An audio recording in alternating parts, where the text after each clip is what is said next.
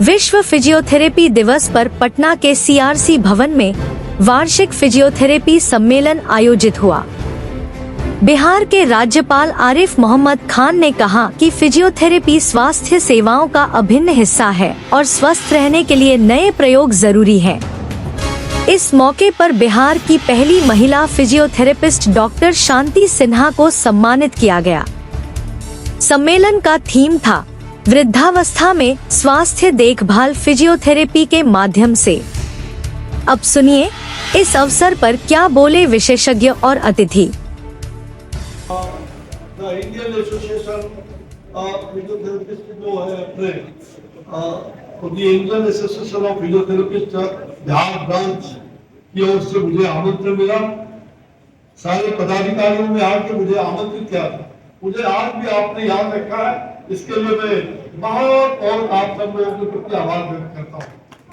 मैं उन दिनों में चूंकि समय कम है, मैं उन सभी बातों को शायद अभी नहीं बता पाऊंगा। मुझे अभी तुरंत दरभंगा जाना है, वहाँ मुझे 12:30-1 तक पहुँचना आवश्यक है और हमारी एनडीए की रैली है। आज पितृपक्ष का पहला दिन है, तो मैं आप सब लोगों के माता पिता पूर्वज सभी आप पर खुश रहे। पितृतर्पण का आज पहला दिन पर आप सबको बहुत बहुत बधाई भी देता हूँ। आप सबको नमस्कार। फिजियोथेरेपी दिवस की हार्दिक शुभकामनाएं हमारे सारे फिजियोथेरेपिस्ट बंधुओं को।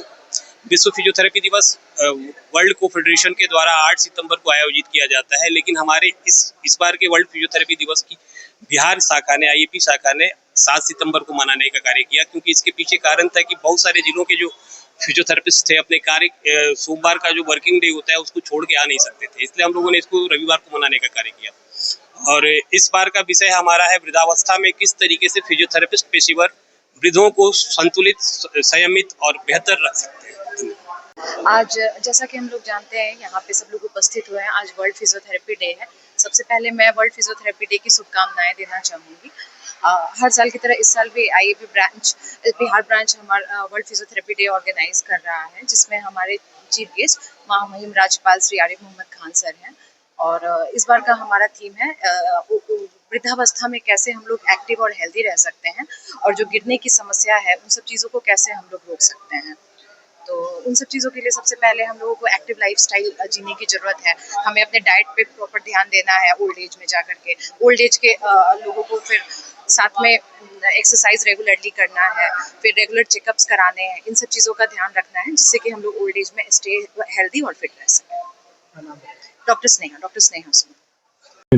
ये सब फिजियोथेरेपिस्ट जो शामिल हुए हैं और ये वर्ल्ड फिजियोथेरेपी के 8 सितंबर को पूरे विश्व में मनाया जाता है।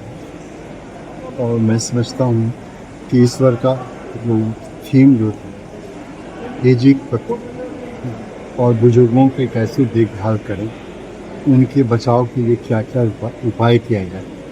तो आप देखते होंगे आम दिनों में कि जो बुज़ुर्ग आदमी के हैं, ज़्यादा उनका जो डैमेज या इंजरी जो होता है वो आपको बाथरूम में ज़्यादा वो फिसल पाते हैं, जिससे उनके लेडी इंजरी कुछ भी हो सकता है। तो उसको कैसे प्रिवेंट किया, तो उसके प्रिकॉशन के लिए क्या होता है कि उनकी बैलेंस और स्टेबिलिटी घट जाती है, जिससे चल रहे हैं डगमगा। तो फिजियोथेरेपिस्ट उसके बैलेंस और स्टेबिलिटी को मजबूती लाए, उनके मसल्स टोन को इंक्रीज कर, ताकि इसका बचाव हो सके। एक तो ये एस्पेक्ट। दूसरा एस्पेक्ट ये है संयम और नियम। उनको समय से भोजन दिया जाए, नियम के साथ वो टहलें, आधा घंटा 45 मिनट को टहल पाएँ, योगा करें, एक्सरसाइज करें, शरीर का मोबिलिटी बना हुआ रहे, ताकि कहीं जो उन पर दबाव हो।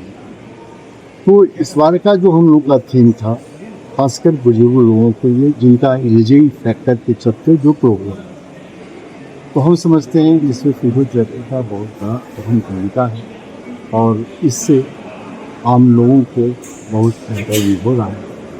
और मैं समझता हूँ कि बुजुर्ग लोगों को मैंने देखा है कि अधिकतर डिप्रेशन में चले जाते, और डिप्रेशन का कारण ये होता है कि उनसे लोग बात नहीं करते थे। माँ बाल बच्चे हैं, वो बिजी हो गए, कोई 10 बजे कोई 12 बजे आ रहा है, वो चाहते हैं कि हमसे कोई बात हो। तो उनके उपाय के लिए डिप्रेशन को भी दूर करने के लिए वो फिजिकल एक्टिविटी और मोशन को बना करके रखें ताकि वो इंगेज रहे। और वो प्लानिंग करते हैं हम लोग कि आप किस समय सोएं, किस समय खाना खाएं, बाग बगीचे में टहलें, गार्डनिंग में आप जाएं, स्वच्छ हवा में रहें।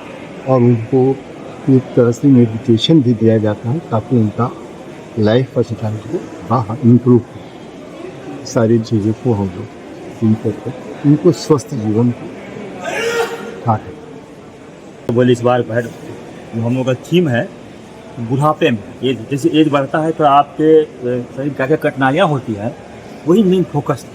आप जानते हैं आज के ज़माने में बहुत लोग विटामिन डी का लेवल शरीर बहुत प्राय हम लोग कम रहता है, क्योंकि हम लोग इंडियन सब कॉन्टिनेंट में रहते हैं। यहाँ हम लोग का 4 सीजन होता है, कभी धूप बहुत तेज़ है, कभी ठंडा बहुत तेज़ है, कभी वर्षा होती है। इस चलते क्या हम लोग को प्रॉपर जो है हम लोग को धूप नहीं मिलती, इसलिए विटामिन डी का लेवल जो है शरीर में सबका घट जा रहा है। इस चलते क्या हो रहा है, धीरे धीरे आपका बोन का मसल्स जो है, क्योंकि बोन जो आप मजबूत होगा है ना, उसे विटामिन डी जरूरी है कैल्शियम के लिए। तो इसीलिए जो है देखा गया है मैक्सिमम लोगों में आकर जो है ये समस्या, खास कर जैसे एज बढ़ने के साथ ये बहुत कॉमन समस्या ऑस्टियोपोरोसिस। ऑस्टियोपोरोसिस मतलब वह हड्डी का जो है ना भुरभुरा हो जाना, हल्का ठोकर लगने, बाथरूम गए, गिर गए, फ्रैक्चर हो गया, ये समस्या रहता है। और भी फिजियोथेरेपी के तो बहुत बड़े आयाम है, बहुत बड़ा स्कोप इनका है। आप किसी फील्ड उठा लीजिए, गायनेकोलॉजी उठा लीजिए, होता है ना, ये सर्जरी के बाद जो होता है ना, सीजन के बाद बहुत लोगों में देखा गया है उसको बैक पेन रहता है ना, वेरिकोज वेन को डेवलप कर जाता है, पेट निकल जाता है, कमर ढीला हो जाता है ना, और ब्रीदिंग प्रॉब्लम डेवलप हो, उसमें फिजियोथेरेपी का बड़ा अहम रोल है।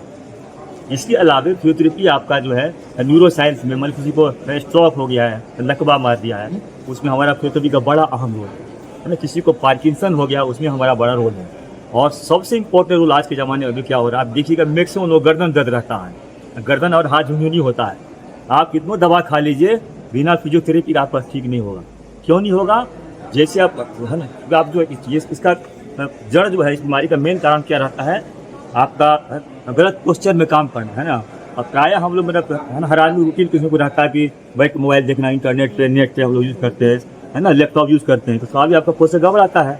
वही दबाव धीरे धीरे आपका जो पूरे पैर हाथ माथे हुआ कंसंट्रेशन होता है, ये बहुत कॉमन हम लोग देख रहे हैं आजकल। मैक्सिमम ये समस्या ही रहता है। इसी के साथ